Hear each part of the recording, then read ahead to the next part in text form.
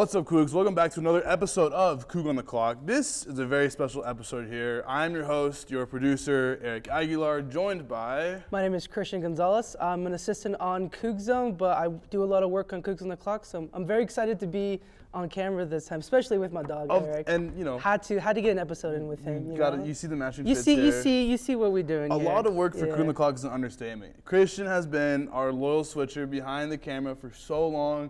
It's so good to finally get him some spotlight here. Thank you, man. Thank you. Show him some love, all right? Tap his IG down below. Do it. Tap it right now. Hit the follow. All right.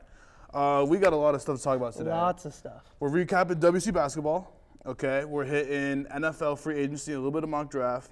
You know we got to hit that NBA. And then we got some birthdays. Did I miss anything? Yeah, some birthdays, yeah. It'll be a great episode. I'm excited. It's I'm excited. It's going to be killer. Let's do it.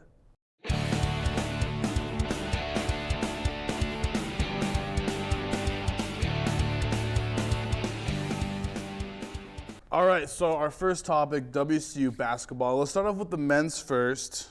Pac-12 tournament, all right? We faced number 12, Cal Berkeley. We came out with the W, 69-52. Cristian, tell me about that game. Yeah, that was a good game. TJ Bamba played well. Always. And so did, honestly, the entire team played well. Andre Jagielowski, am I saying that right? Yeah, I believe so. Yeah. Sorry for the pronunciation. Sorry about that. But, yeah, he played well. He got his tooth chipped, halfway through the game, came back out. I think all of the starters scored over 10 points except for one person. Justin Powell did really good. So did DJ Rodman. He had 10 points. But Mohamed Gay kind of had a little bit of a hard time. But, you know, we still won the game, which was fine. Right, a dub's a dub. After that, it was a loss to Oregon today, actually. Filming this on Thursday. Yeah, Thursday. Filming this on Thursday. And lost today to... I can't remember. I think it was 70-75. It was. Yeah. Ranked 4 Oregon. It was a tough game, and I saw online that the Cougs were down at halftime, right. And then they came back, and then Oregon to end the game had a 7-0 run, and we lost by 5 points. Yeah. So if that 7-0 run doesn't happen, then maybe they can hold themselves a little bit better. But this was kind of a Cinderella run anyways. Right. 7-game winning streak, had to come in sometime, but we knew this was going to be a tough game. We beat them once this season, and we lost them once this season, so we know they're tough. It's Oregon. They're always good. They're ranked 4th in the country, right? They're always good at basketball. I'm not mad about a 5-point loss. I'm not. No, me neither. I'm not. Honestly, it's not that bad. I don't know. And This was a team that weren't expecting much. I remember the beginning of the season watching us lose to these teams. Prairie View State or whatever. And I'm like, gosh, we are not. This isn't working for us. So, but to get to the point where we were today, or just second round, maybe a better spot in the NIT hopefully tournament. Right. That's all I can really ask for. But are we making the big dance? No, that's all right. We didn't really expect them to. But you know who is? You know who is making the big dance? Tell me who's making the big dance. The WSU women's team. Some absolute dogs out there. Pac-12 champs, baby. First time in program. First time ever. Men or women's. Right. Yeah. The head coach, Cam Etheridge, I think her name is. She has been, she built this program from the ground up. Absolutely. And it's been really nice to see the way they've formed all of this, which is really nice. Team has some dogs. Bella Murkatete. Right. Charlie Sledger-Walker, Astra Tuhina. Tuhina's insane. Dude, her handles are Ula Matuga. She's crazy too. Ula's carrying the team. Yeah, Ula's carrying the team. I don't know, her chemistry and her feel, it just gives the team a better energy. They do, absolutely. And that was a wicked run. First, we beat ranked 10 Cal, ranked 2 Utah, ranked 3 Colorado, and then finishing off that chip game with ranked 5 UCLA. So beautiful run. I know we already talked about them last episode here, but it's the Pac-12 championship. We gotta bring it up. Yeah, you gotta bring it up. This is all we. Not all we got, but this is something really cool that we got this year. And we're making the big dance, so we'll see how we do. My favorite part about the WCU women's basketball, the entire tournament run was Shania Twain. She became a big Cougs fan on Twitter, so she was retweeting all this stuff. They were singing "Man, I Feel Like a Woman" after they beat, I think it was the number 3 team. I can't remember who it was. If it was number 3, it was Colorado. Yeah. They beat Colorado. And then they started singing "Man, I Feel Like a Woman" by Shania Twain. And then she retweeted it. She said, "Go Cougs." Now, Shania Twain, she's an honorary Coug now, which is really awesome to see. I love seeing WSU get that next step of like recognition. Exactly. Yeah, exactly. Yeah. Super cool. Clay Thompson tweeted out about it. It was super cool of him to Clay. recognize the women's team too as well. So Absolutely. It was really dope. Really dope. Moving on to the next topic here, we got some NFL free agency. A couple pretty good-sized moves happening around the league so far. Obviously, for us 12s, we got to mention that Geno deal. Geno! I'm okay with the deal. I'm okay with the deal. Yeah. Right? Obviously, pretty heavy this first year here. Looking into drafting the quarterback of the future for the Seahawks, right? Whoever that may be. Obviously, I know we have some predictions. How do you feel about that deal, though, the Geno deal? I feel it's nice. He's going to make, $30 mil for 3 years. Mm-hmm. This first year, he's going to make 52, but he's only going to have a 25 mil salary cap, which isn't that bad, you know? And he's less expensive than Daniel Jones. Daniel Jones and better, honestly, way better. Daniel Jones signed a 4-year, $160 mil deal. He's going to be making $40 a year, which is 10 more than Geno. But, Geno's a better quarterback. It's a good move for the Giants, too. Don't get me wrong. I still think it's a good move for the Giants. I would agree. Having Geno for these next 3 years is really good. There's a lot they can do with it, too. If this year they decide to draft a quarterback, I would like to see the Seahawks make that quarterback sit behind Geno for a few years, give him the Jordan Love treatment, let him learn, let him, groom him. Exactly. Yeah. Groom him up to the NFL level. I think it's so hard, and it's when you ask rookie quarterbacks and just throw them in first week and like, all right, now lead a team. It's hard to so do. hard. Right. So hard. So I would like to see him grow a little bit, and I think that's what helped Geno a lot. I mean, he sat behind people for 10 years. I mean, almost, it was the Jets, system which did screw him over. Jets, But speaking of rookie quarterbacks, we have the 5th pick in the draft, which is the highest we've had in ages. It's not even our pick either. It's not. Thank you, Broncos. Thank you, Broncos Russ, country. watching us from the grave. Love you guys. Perfect trade. Awesome. Look, I'm going to get straight to it here. If he's there, I want Anthony Richardson. Dude, I mean, I've seen all of his stuff. His combine's great. Bryce Young, I love it. obviously, is insane. Yeah. He's a little bit short for what everybody thought. Do we care? No, we've had Russell Wilson. Yeah. Okay, we can do fine with the short QB. Will Levis is obviously there. I want Richardson. I do. He's athletic, right? He can throw bombs. Man. I wouldn't be mad if we picked some defensive players. Jalen Carter right there. Tyree Wilson is right there. Will Anderson, thank you.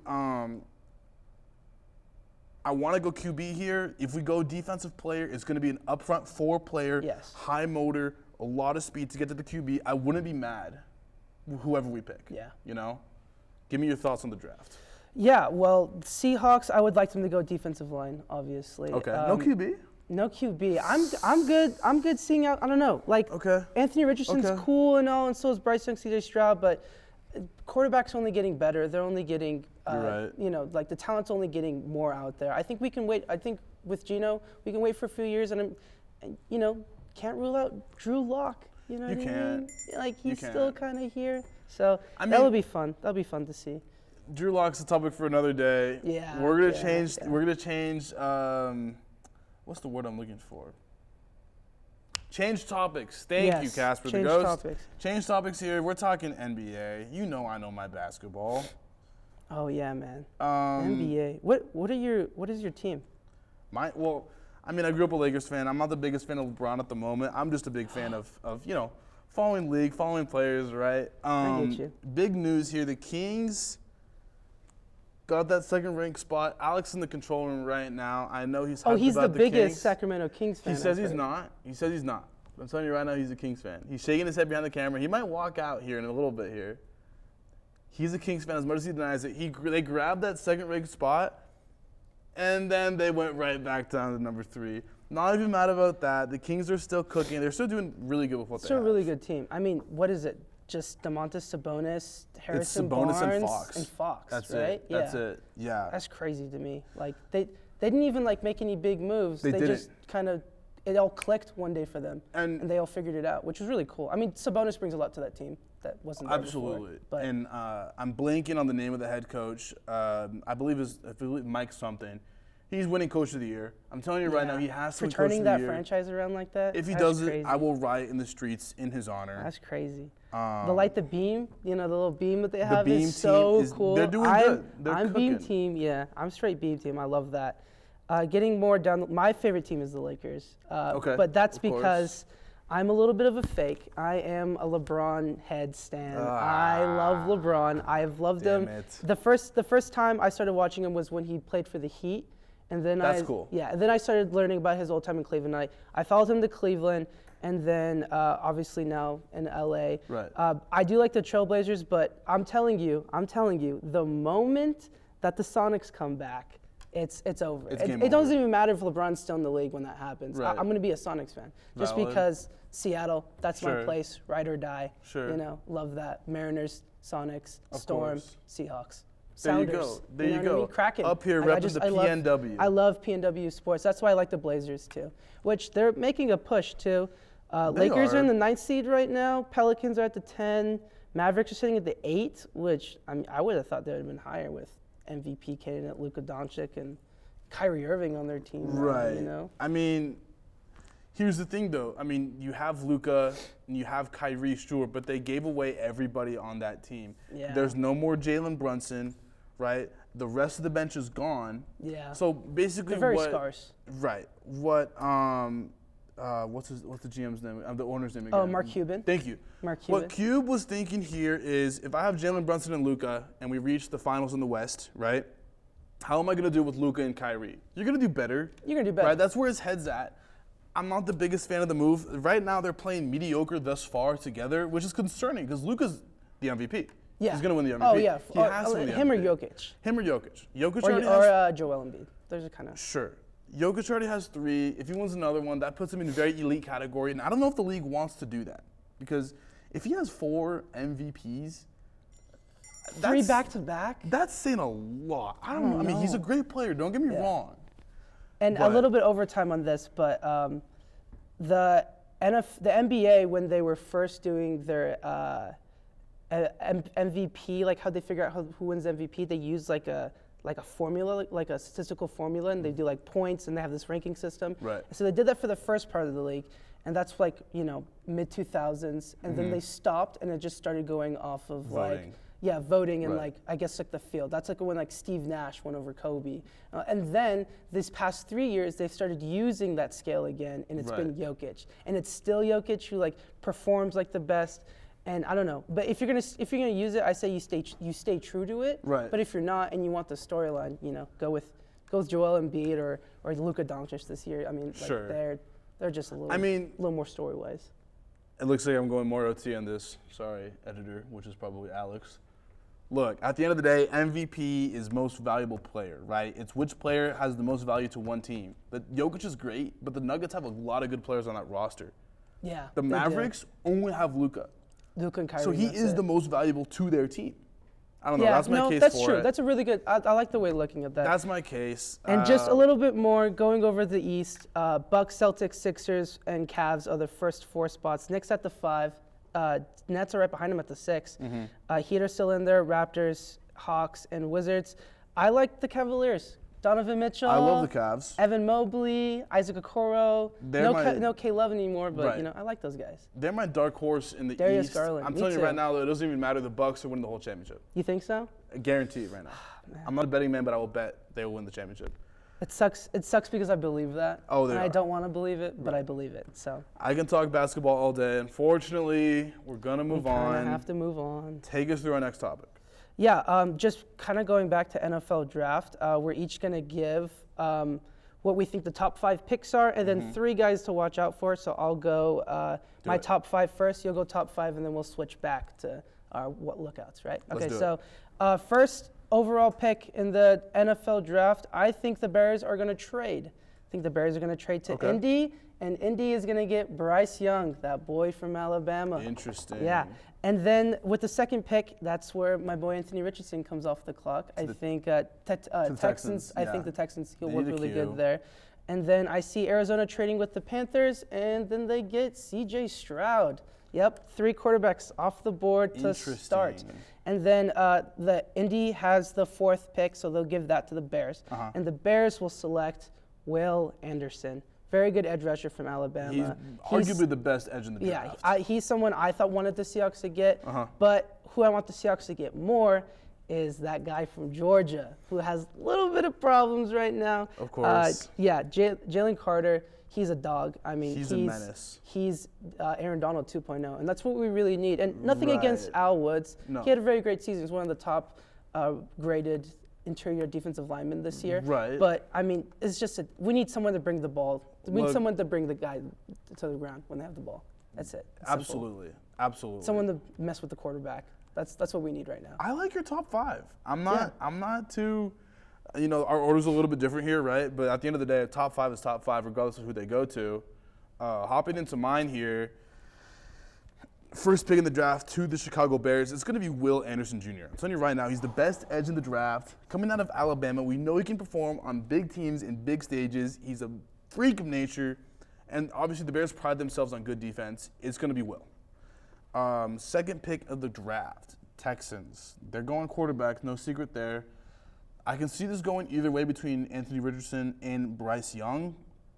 I think they're going to go with a safer pick who is – I'm going to say Bryce Young is a safer pick. Yeah. Coming out of the bigger school, the more well-known arm. I think Bryce is going to number 3 here with the Arizona Cardinals. Assuming they don't trade their pick out, I think they go defensive player here. Tyree Wilson is an option. Jalen Carter is an option. Miles Murphy is an option. Either way, I think they're going defensive front, right, which is going to hinder the Seahawks pick. Colts in 4. Is it a – Colts are in 4, yeah. The Colts are, thank you. Colts are in 4, yeah. I think the Colts are going to take whichever quarterback the Texans do not. Right. So C.J. Stroud or Anthony Richardson. Right, which hurts me to say because I really do want Richardson to fall to the Hawks. It might happen. I don't know how accurate that's going to be. But anyways, down to the Hawks pick, it's going to be the best defensive player available. Yeah. No matter who it is, right? So if it's Will, if it's Tyree, if it's Jalen, if it's Miles Murphy, whoever it may be, the Seahawks are getting the best defensive player at the 5th pick. Yeah, I like that too. That's really good. Right. Who are you guys to watch out for? That went fast. Guys to watch out for, I'm definitely going to talk about Dalton Kincaid, the tight end out of Utah. Mm-hmm. He tore us up when we played them. I'm looking at some stat predictions here. People say he's going to fall to like 10th or 15th, which is a disrespect to him. I feel like he's – Really? I don't know. Maybe I think he's better than that. But Paris Johnson, the offensive tackle out of Ohio State, is great. And I'm a big fan of Zay Flowers out of Boston College. They don't get a lot of recognition. Okay, no, I've seen his highlights. He's a wide receiver out of there, and he can catch. Shifty. Oh, my. Shifty, yes. bro. He's shifty. So those are my top 3 to watch. My top 3 to watch, obviously got to give a shout out here to WCU's very own Deion Hentley. You have to. Have to. He's going to be, he did a really good job at the combine. He wowed some, he's doing good. I think he'll be a middle 2nd round pick, and I think he'll make a difference on whatever team he's drafted on. Absolutely. Also another shout out, cornerback coming out of Oregon, Cristian Gonzalez. What? Yeah, he might be a top 10 pick, so he's living my dream. Good luck to you. Good luck, Cristian. And then Nolan Smith, he's a linebacker, I think, from Georgia as well. He ran like one of the fastest 40 times. He's going to be able to track down those running backs. Absolutely. Insane. So wherever he lands, he's going to make a very big difference on his team too as well. Big time. Yeah. All right, last topic for the day. We got some birthdays here. Cristian, whose birthday is it today? Today, no one too crazy. No one, unfortunately. No athletes. I mean, shout out YG and shout out Bow Wow. Their birthdays are today. But tomorrow, we are looking at Bad Bunny, who's a WWE wrestler, so this counts. Right. Chuck Norris, who did karate, so still an athlete. And then Justin Herbert and Zach LaVine all celebrate their birthdays. And then the next day after that, March 11th, Anthony Davis is going to be turning the big 3-0. Yeah, 30 years old, bro. It feels like he was a rookie like 2 years ago. Dude. You know what I mean? Like, that's crazy. I'm not a big 30? 30. He's getting Get up him there. a cane on the hardwood. I mean, he's always playing hurt. And he's still Mr. Glass, so. Oh, he gets hurt out from the touch of a feather. Yeah. But he's missed less games than Kawhi and someone else. Like, Kawhi I rests think on Kawhi and purpose. Paul George. So. Paul George is always hurt now. Yeah. But yeah, interesting. So we'll see. Right. All right, Cougs. Thank you for watching this episode. Be sure to hit up our social medias. Instagram, Wazzu Sports Network. Twitter, Wazzu Sports Net. TikTok. We have a TikTok now. Go check it out. Wazzu Sports Network. And then, YouTube. Here where you're watching K-Boy Productions. Be sure to give us a subscribe. Check out the other content. Thank you for checking us out. I'm your producer, Erick Aguilar. I'm Cristian Gonzalez. And as always, go Cougs. Go Cougs. Later.